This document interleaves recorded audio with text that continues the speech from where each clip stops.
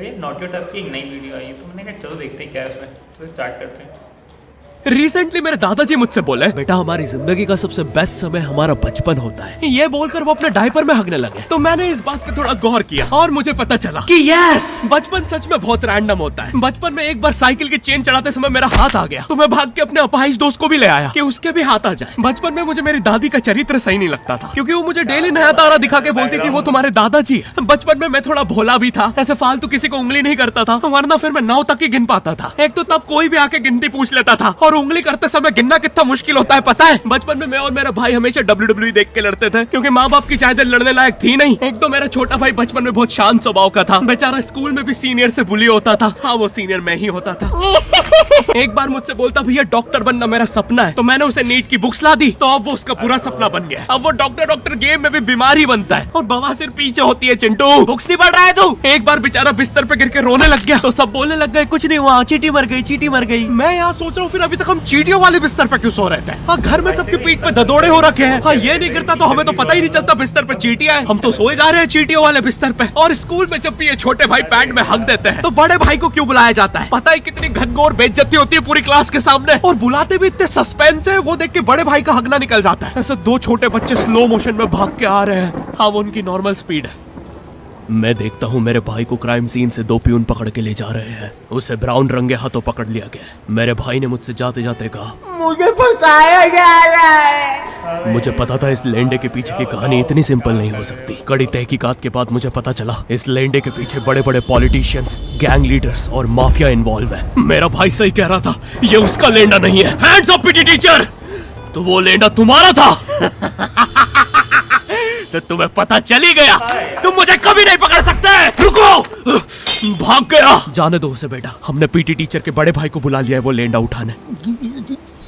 लेंडा आपकी नजदीकी सिनेमा घरों में पड़ा होगा तो देख के पैर रखना। ये चैनल पे जितने भी अजीब और गरीब चीजें तुम देखते हो, ये मैं और मेरे भाई की लाइफ में हमेशा होती रहती है, और इसलिए हमने ये चैनल नॉट योर टाइप बनाया था। मेरे भाई ने कहा तू बोल और मैं एनिमेशन करता हूँ, और लो बन गया नॉट योर टाइप। आपके अरे अभी भी लेंडा लगा हुआ है। बचपन में बोले जाता था कि तुम जितने दांत तकिए के नीचे रखोगे तुम्हें उतने ही रुपये मिलेंगे। तो मैंने दादी की 32 रख दी, तो मुझे 32 रुपए मिले। वो 32 7,000 की थी। जो पिटा हूं ना मैं घर पे, साली स्कैमर दांतों वाली परी चांदी का दांत ले जाके 1 रुपया देती है। दांतों से याद आया, बचपन में सब सूखा बॉर्नविटा खाते हैं क्योंकि दांत दूध के होते हैं। ठीक है, ये वाला जोक हटा दूंगा। बचपन में मुझे चुड़ैलों से बहुत डर लगता था। एक बार मुझे चुड़ैल के पैर के निशान दिखे तो मैं उल्टा भागा, पर फिर मैं चुड़ैल के ही घर में आ गया। हाँ, मैं पट्टी में भूल गया था उसके पैर उल्टे होते हैं, तो फिर मैंने सोचा इसका पीछे से सर फोड़ देता हूँ। सर फोड़ने गया तो वो उसका मुंह निकला। फिर से भूल गया कि साली चुड़ैलों के बाल भी मुंह पे होते हैं। आदमी को पता चले तो चले कैसे। जब मैं छोटा था नींद में बिस्तर भी बहुत गीला करता था। मेरी मम्मी हमेशा गुस्सा करती थी कि सोने से पहले सुसु किया कर। अब उन्हें कैसे बताऊं, फिर गीले बिस्तर में मुझे नींद नहीं आती। बचपन में मुझे गुस्सा भी बहुत आता था, तो मेरी मम्मी ने मुझे एक रेड स्टोन की अंगूठी पहना दी, और सरप्राइजिंगली उससे मेरा गुस्सा इतनी जल्दी उतरने लग गया, क्योंकि अब मैं जब अंगूठी पहन के लोगों को पीटता था तो गुस्सा इतनी जल्दी शांत होता था। वैसे ये अंगूठी मुझे एक बाबा जी के आश्रम से मिली थी। जब मैं वो आश्रम में गया था, वहाँ एक बहुत ही हॉट सी बंदी मुझे देख के बार बार स्माइल करे जा रही थी, तो मैंने भी मौके पे चौका मारा और जल्दी से अपना नंबर पेपर पे लिख के उसकी तरफ फेंक दिया। वो बंदी ने भी बड़े प्यार से मेरा नंबर उठाया और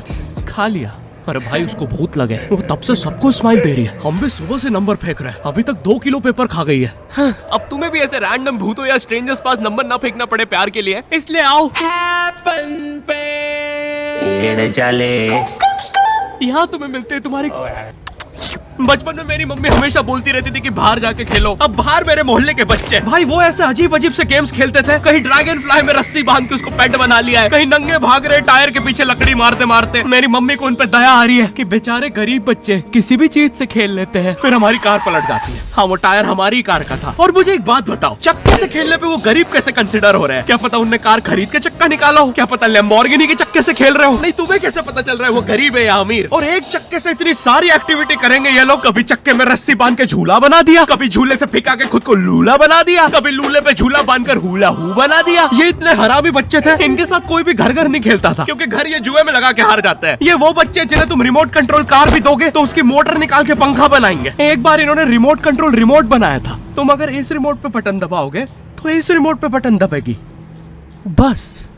ये लोग मकर संक्रांति के दिन पतंग भी लूटते थे दुकानों से। पतंग से याद है मैं बचपन में अपने दोस्त जनक के साथ बहुत पतंग उड़ाता था। जनक गुजराती था और गुजराती लोग तो बहुत बड़े पतंगबाज होते हैं। वो लोग गला काटने के बाद भी काहे पोचे चिल्लाते हैं। जनक मेरे घर पे इतना बड़ा गिर्रा लेके आता था पतंग उड़ाने। उसपे पता नहीं कितने 1000 किलोमीटर का मांझा लपटा होता था। हम दोनों का सपना था उस गिर्रे की पूरी ढील देना। एक बार तो गिर्रा खाली होने ही वाला था पर वो पतंग आर तो घूम के हमारे पीछे से आ गई। हमने हमारी पतंग काट दी। तो इस बार हमने सोचा पतंग पूरी परपेंडिकुलर उड़ाएंगे, स्ट्रेट। हमने 2 घंटे ढील दी। वो मांझे में वेव सिग्नल आने लग गए प्राचीन भाषा में। हमें लगा हमने एलियंस ढूंढ लिया, बट फिर धीरे से वो सिग्नल क्लियर हुआ। हमें पता चला हमने कोई नासा का 100 मिलियन का टेलीस्कोप काट दिया।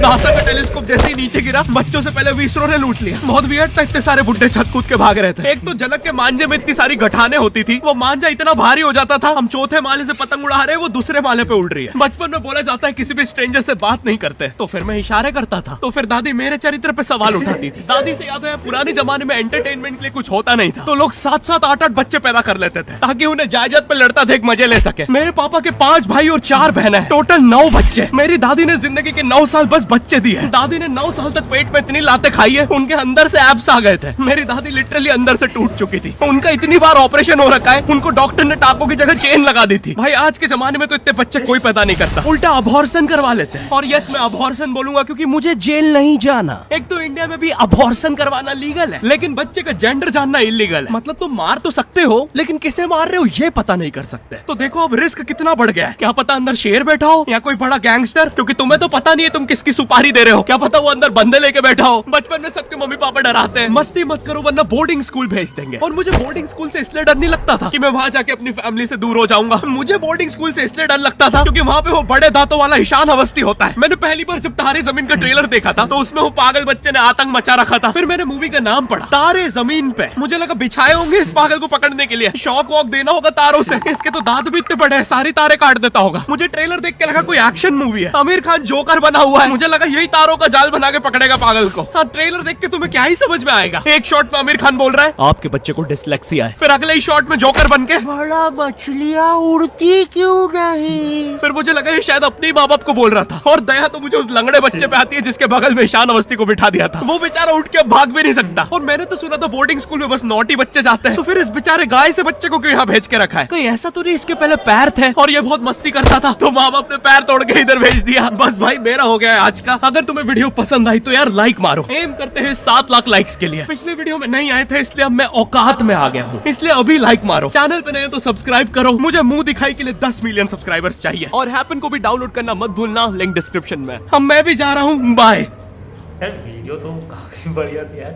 स्टार्टिंग वाला जब पार्ट था वो भाई ना यार, इसको थोड़ा सेंसर करना चाहिए था, बहुत अनसेंसर था। और तब कुछ नहीं था, फनी तो बहुत है हमेशा की तरह, बट वही ना कि इसकी वीडियो बहुत ज़्यादा अजीब और फनी होती है। मतलब एक तरह से बस कॉमेडी तो होती ही साथ में, बट थोड़ी सी डिस्गस्टिंग, मतलब बहुत अजीब, कहीं से कुछ मतलब एकदम ब्रेन रॉट, बट ओवरऑल बहुत मस्त वीडियो थी।